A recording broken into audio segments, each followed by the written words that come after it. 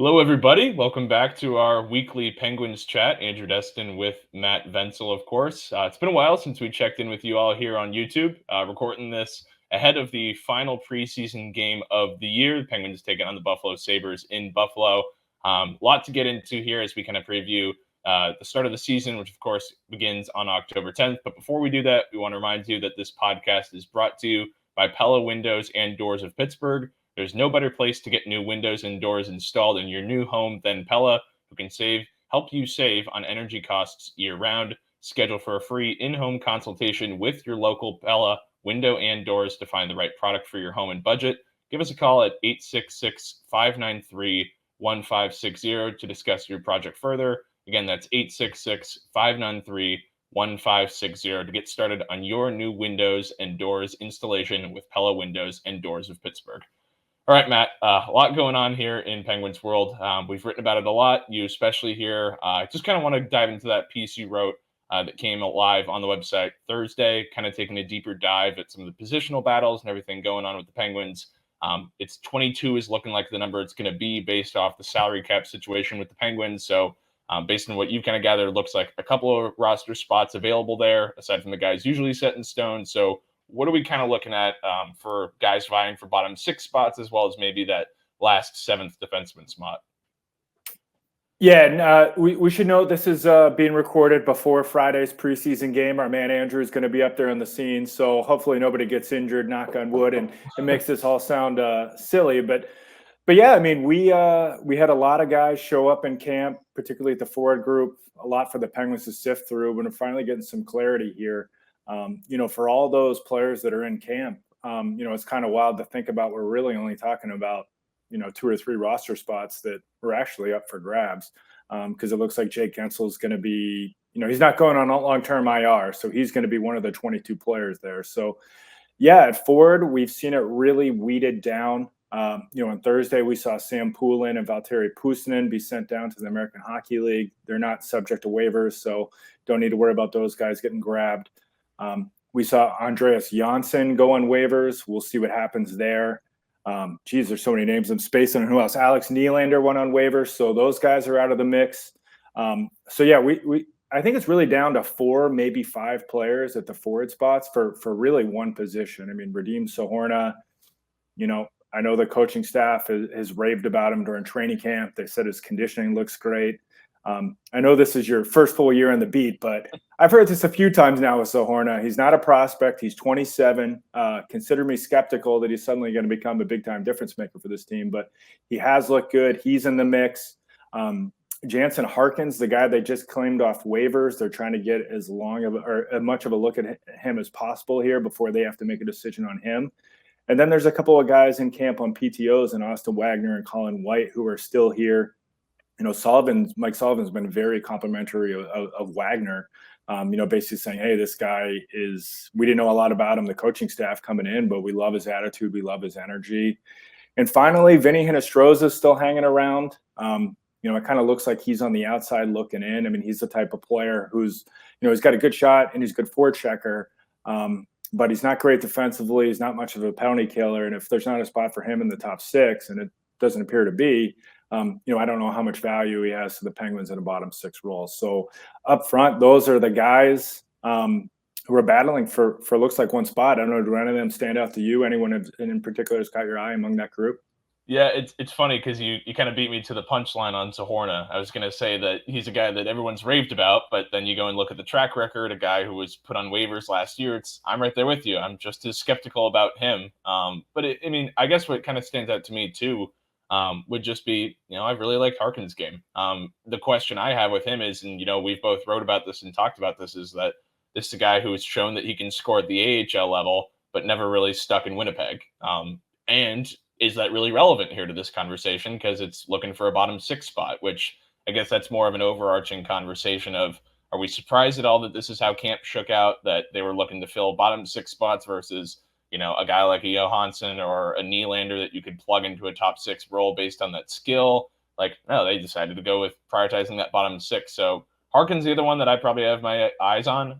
But I'd be surprised I'd be lying if I said I wasn't surprised that those are the 2 guys that, in my mind, have kind of emerged as some of those more clear-cut candidates, right, for for the bottom 6 spots?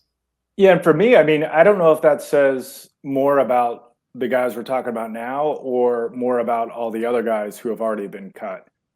The fact that Kyle Dubas signed a bunch of players, and I think it was smart to do that. Just everyone's salaries are about the same, and just like let's get a bunch of guys because we don't have a lot of cap space, and bring them in. But the fact that we've seen guys like Janssen and Nylander get sent down, and a couple of guys who are on tryouts and a guy who just got claimed off waivers are here. I don't know. Maybe that says something about how the other guys perform, but I wouldn't be surprised if we saw a player or two get claimed off waivers.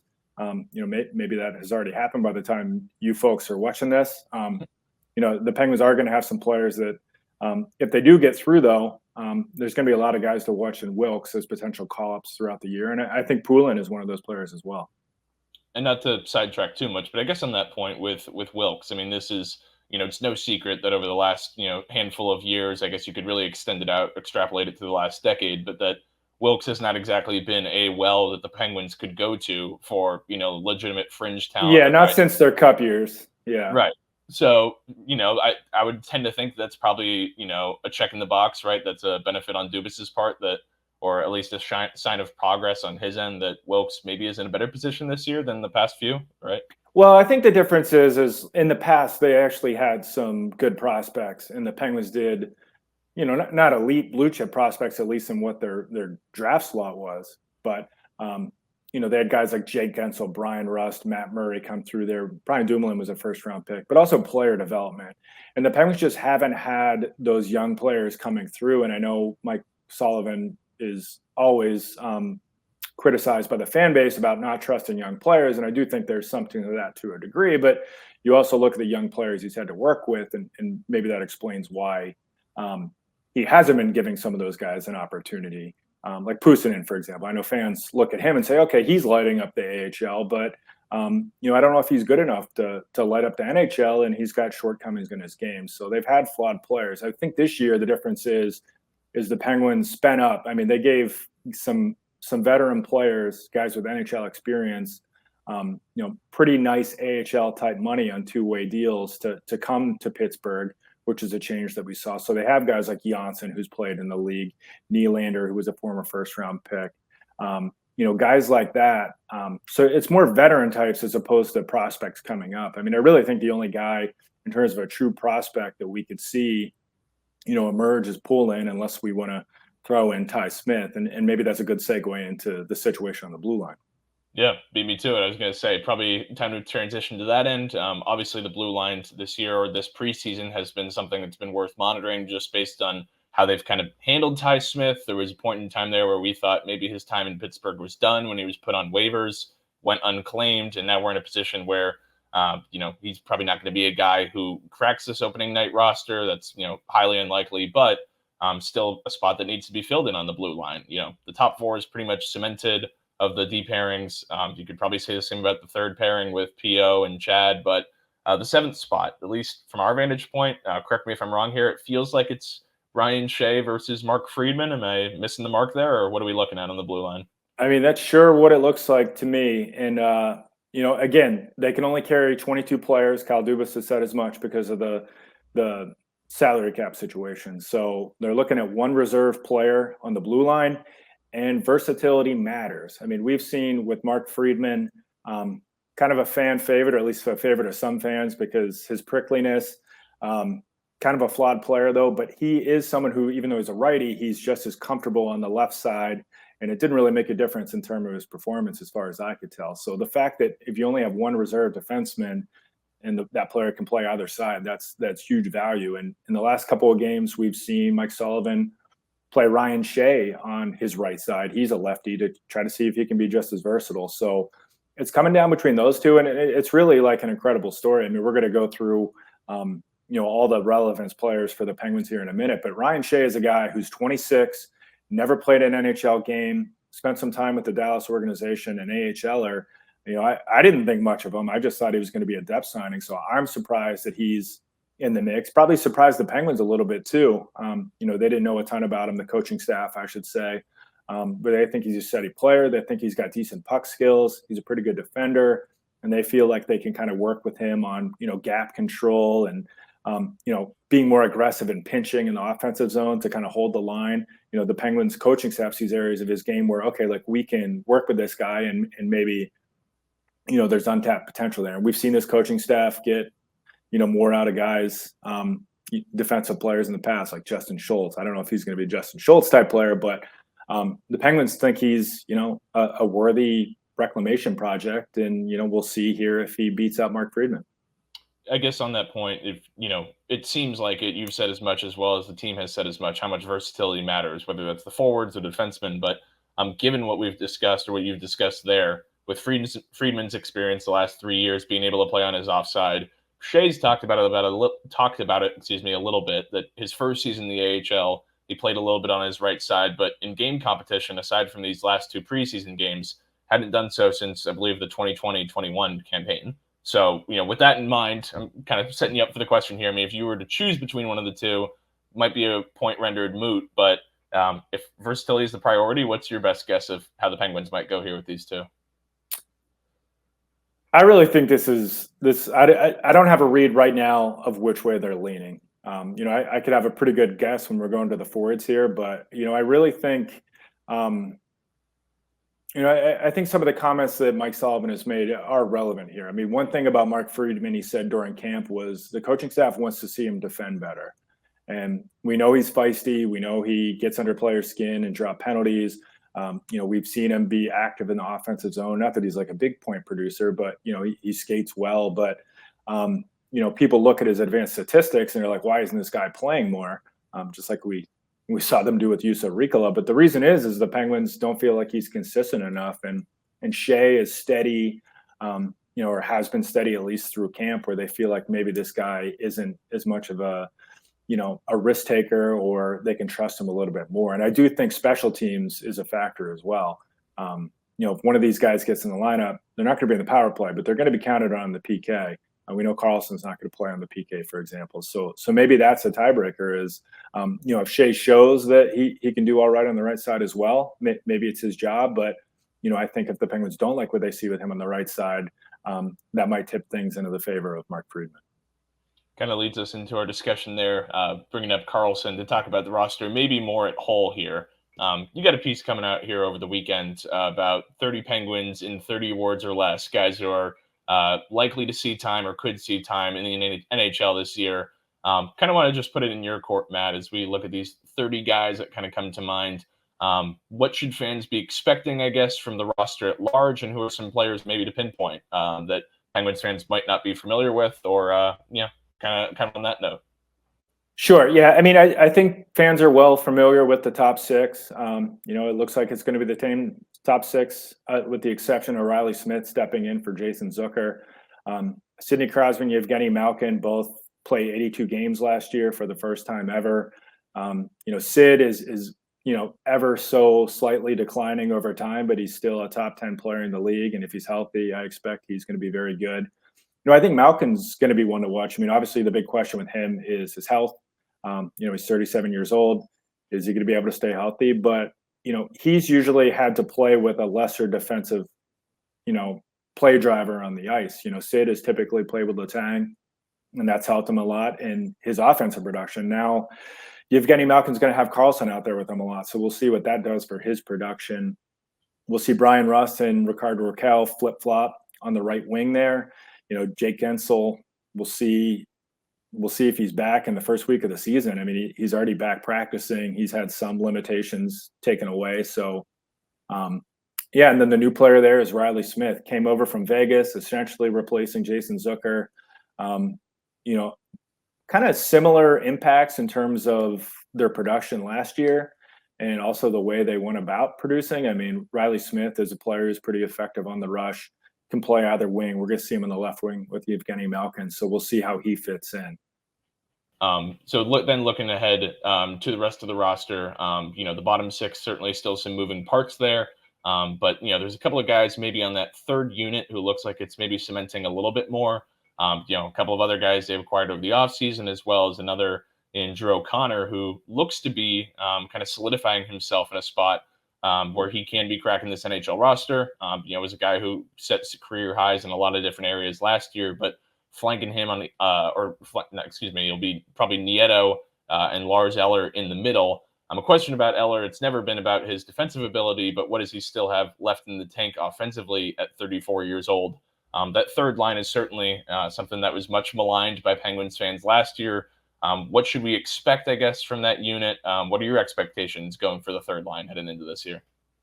Yeah, I mean, it feels like every year, third line in particular is a big time question mark. I mean, they've shuffled through so many third line centers. Jeff Carter solidified that spot for about one calendar year before we saw him go into decline. So, yeah, we'll see with Eller, another mid-30s center. I mean, very good defensively. Did show a little bit of like sneaky passing ability that I wasn't super aware of when it comes to him. I mean, you look at his point production. He's not a guy who's going to put up a lot of points, but if he defends well and adds a little bit of offense, I think the third line will be all right. I mean, for me, the question is who's going to shuffle in on that line. You're right. I mean, it looks like Drew O'Connor has locked up a spot. Obviously, we didn't mention him earlier. We're talking about who's fighting for a job. Nieto, we'll see if he's on the fourth line with Noel Acciari and Jeff Carter or how they do this. So I do think we're going to see a lot of shuffling in the bottom six as they try to find the right combinations. I do wonder if they ever get to the point where, if they're not getting enough scoring in the bottom six, maybe they move a guy like Rust or Raquel down to the third line. Obviously, Mike Salvo will need to have a comfort level with somebody that gets moved up into that spot. But I do think that's something we didn't see that at all last year. I mean, they had such a top-heavy team. Maybe they tinker more this year. We're trying to create that balance. Yeah, I don't know. Is there anyone we missed up front? I mean, obviously, we're waiting to see who the last guy in the roster is going to be, whether it's Harkins or the PTO guys and Zohorna. So, I mean, it's definitely going to be a different look in the bottom six. I mean, from my perspective, can't get any worse than last year.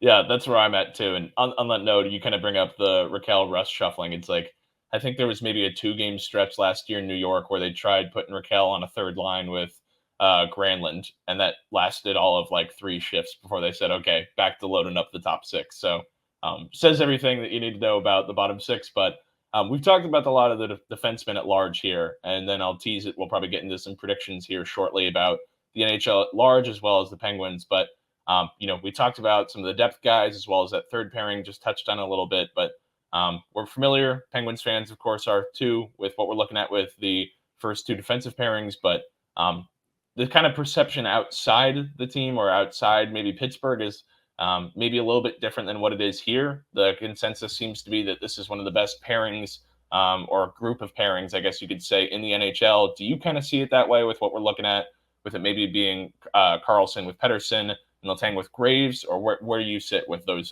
pairs? Sure. I mean, I think it's an upgrade, and we got our season preview stuff coming up here this weekend. Pick up the Sunday paper. We got some good stuff. My man Andrew here has an awesome profile on Erik Karlsson. We have the 30 for 30 roster breakdown piece where you can read more about how all of these players fit in. And then also I talked to 3 analysts, Mike Kelly, former coach Bruce Boudreau, and who else did I talk to? Why am I spacing on this? Henrik Lundqvist. So these guys all are pretty high in the Penguins. I mean, they didn't exactly call them, elite cup contenders, but they all were pretty complimentary of the top 4. I mean, Karlsson, was a great addition, 101 points last year, Norris Trophy winner. He's going to play with Pettersson. We've seen that throughout camp. Pettersson's a steady guy. He's going to have to learn how to read when Karlsson's jumping and pinching and roaming. And I think one of the preseason games I saw Karlsson up in the stands getting popcorn. But that's just going to be how he is. We're going to see him hustle back, but there's going to be some times where he's going to get caught. So I think Pettersson's a responsible player, and we'll see how that works out. Ryan Graves, a newcomer, we haven't mentioned him yet, but 6-year deal he got. We saw him play really well next to Cale Makar in Colorado. We saw him play well next to Dougie Hamilton in New Jersey. Those are offensive-minded righties, and he's a steady lefty who has some similarities to Brian Dumoulin, where he's a big guy, maybe not overtly physical, but pretty smart and responsible. So, I think that should be a good pair with Chris Letang.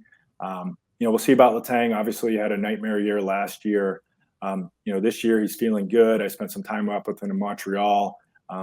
He I think he's going to have a bounce back year. The big thing for him will be just not trying to outdo Erik Karlsson. And we'll see how that goes with that dynamic. I mean, he's used to being the number one guy here, over the last decade. So we'll see if he's able to just kind of play within himself, or he's like, okay, well, Karlsson just went coast to coast and scored. I'm going to try it now. And then finally, third pair. Right now it's POJ, Ruedel. We talked about the other stuff. Those guys are going to play like 12 minutes a game with Karlsson and Letang healthy. At least Chad Ruedel will. So, I don't think we need to worry about too much about Chad Ruedel unless there's an injury, which these guys are 30. And then suddenly you're looking at him playing 20 minutes a game on your second pair. Yeah. You had a great story as well about Ryan Graves. If you guys haven't gotten a chance to read that yet, about his hometown and how he came to this point. And want to just shout this out while I got you. We enjoyed the Jody Shelley note as somebody who enjoyed watching him with the Sharks growing up. Just wanted to throw that out there. Yeah, Ryan Graves is from a small fishing town in Nova Scotia, about 4 hours away from Halifax, where the Pens played the other day. And Graves is the first NHL player born and raised in Halifax to come out of this small town. So I wrote about why that was the case. Jody Shelley moved to Yarmouth when he was 12, but obviously went on to become Andrew's favorite player. He actually has a Jody Shelley jersey on under that button up right there. You want to go ahead and take your shirt off? Oh, wait. Sorry, we're going to lose the sponsor here. All right, let's transition. Oh, goalies. We got to talk about the goalies real quick. Jarry's back. We'll see if he's healthy. Obviously, that's the $1 million question. And really, I mean, we thought maybe there would be a little bit of a competition there between Alex Nedeljkovic and Magnus Hellberg, but Hellberg has barely played in the preseason, and Ned's going to be the backup goalie. I mean, that he was the favorite all along. Look at the money, look at the contract, but still, the Penguins made it pretty clear with the deployment that Ned's the number 2 entering the year. And I don't know, is he going to be upgrade on Casey DeSmith? We'll see. Yeah, it kind of seems like a little bit of a similar style of guy, a little streaky, but with him, it's kind of hard to get a read on just based on how good the stats were in Carolina. But of course, when you're in Carolina, any goalie looks good. Then the inverse, the stats looked pretty brutal when he was in Detroit, but that's also a benefit or a result of being in Detroit. So it's hard to really tell what they have with him. He looked good in the preseason game on Wednesday, but the preseason is just the preseason. Probably going to just he'll be serving in that role to the backup to Tristan. So yeah, it'll be the goalies are something certainly to watch. That kind of takes us through the positional previews. Is it high time for us to get into some season previews for this team? Yeah, let's do our predictions. People, don't take these seriously unless we get them right, and then please praise us on social media. All right, let's go through them. I'll let you're the host, you're the dealer. What are we doing here? Let's go in order. We'll go back and forth, kind of debate it. Unfortunately, we have a lot of overlap. Maybe that's me being a copycat. Maybe that's me trying to match you for smartness. I don't know what it is. Oh, God. Yeah, shucks. But let's start, I guess, in order. We'll start from the top. Where do we have the Penguins finishing in the Metro? I have them 4th, and that's a bit of a hedge. I think Carolina and New Jersey are clearly the top 2 teams in the division. I think they're locks to make to the playoffs. And, they're 2 of maybe 6, 7 teams that I considered picking to win the Stanley Cup. So I think they're going to be in. And then I have a second tier of teams where it's the Rangers, it's the Islanders, and it's the Penguins. I think maybe another team could surprise and get into the mix, but I really think those 5 teams are going to be fighting for the playoff spot. I could see the Pens finishing 3rd, but I'm kind of taking their age and the Jarry factor into consideration by slotting them in at 4th. But I do think they'll I shouldn't say they'll get into the playoffs, because the Atlantic is really stacked. You see emerging teams like Buffalo, Ottawa, maybe Detroit. I mean, we might only see 3 teams from the Metro get in. So right now I have the Penguins 4th, and we'll see if that's good enough for them to make the postseason. Yeah, it's going to be tight. I'm kind of right there with you. I got them in 4th, and I'm right there, same as you, with the Devils and liking the Canes a lot. New York, maybe I'm giving a little bit too much credit to Shesterkin, but I just think that team still has a lot of star power. And when it came down to it, I looked at the 2 teams and said, who's got the better goalie? I feel better about Shesterkin than I do about Tristan, and that's enough for me to put the Rangers ahead of the Penguins there in the Metro. Next up, we got team MVP for the Pens. Any surprises here, or are we going with old reliable? Chad Ruedel. No, Sidney Crosby. We could probably. I didn't give any thought to anybody else. Yeah, Maybe same. Carlson. I don't know. Yeah, I'm right there with Crosby. We finally differ on this next one. Breakout candidate for the Pens. This is a hard one because it's like they don't have anyone who's like younger than you. I went with Drew O'Connor. I know he's not quite a prospect anymore. What's Drew, like 25, I think, at this point. But I do think, he's going to be on the team. He's going to get a chance to stick around and really become a regular. And, he's got some skills to potentially become a 20-goal scorer. We saw him go to the World Championships for Team USA and got put in more of a top six type role and fared well. That kind of has his confidence surging. We've seen him kind of attack the middle of the ice more. Instead of hanging on the perimeter. So he's got the tools with some speed and some size and a decent shot. So considering how few options we have for a true breakout, I think Drew is the best of the bunch. Yeah, he was one that I definitely had my eyes on, but wanted to differ from you a little bit here and went with Ryan Shea. Again, kind of a similar ilk, not a guy who's a prospect by any means. Believe he's 26 now, but given what he's done in camp so far, if knock on wood, he does end up making the team, which I'm banking on here. I think he's a guy who, whether it's injury or whether it's him sliding into a role playing on his offside in place of Chad from time to time, I think Shea could be an impactful defenseman for these guys, just based on that steady play, like you've kind of alluded to. But again, we're recording this before the season gets underway. Point could be moot if Mark Friedman makes the team. So what do I know? And I will say too, we're not forgetting about Sam Poulin. At least I'm not. I still think Sam has a good chance to be have a long time NHL career. It's just he faces some hurdles early in the year. He hasn't played for he didn't play for like 8 months because he was away on a mental health hiatus. The Pens have a lot of veteran players that we talked about, and then the fact that he isn't subject to waivers was always working against him when it comes to making the team. But if Sam kind of picks up where he left off last year, I think there's a pretty good chance we'll see Sam up at some point, and maybe by the second half of the season, he's a guy that's playing every night for the Penguins. And it looks like he's really kind of settled in. Speaking for myself here, it looks like he's really kind of settled into that center spot versus where he's been working off the wing and stuff like that. Like, feels like he's found a little bit of a home there to kind of build off of. Now we'll just go into the trophies here. Start with the Hart Trophy. Who are we looking at, and why is it Connor McDavid? It's McDavid. I tried really hard to pick somebody else, but just to be a hipster, but it's just really hard. I mean, the guy put up 150 plus points last year, like 30 more than anyone else, 60 some goals. I mean, as long as he doesn't get hurt, he's going to win. Ditto. Got nothing else to add there. Vezina Trophy. Who you got? Well, I picked Jacob Markstrom last year, and he was absolutely awful. So take this with a grain of salt. I'm going with Ilya Sorokin with the Islanders. Very good goalie, all-star goalie. Just hitting his prime athletically. Islanders have pretty good defensive structure and continuity, and then they also have a pretty good other goalie in Varlamov. So Sorokin's not going to be overly taxed. So I think the end of the year we could see Sorokin having dynamite numbers again, and beating out the likes of Shesterkin and UC Saros and all the familiar names. My favorite goalie, Vasilevsky's out for the first couple months of the season, or maybe that would have been my bet.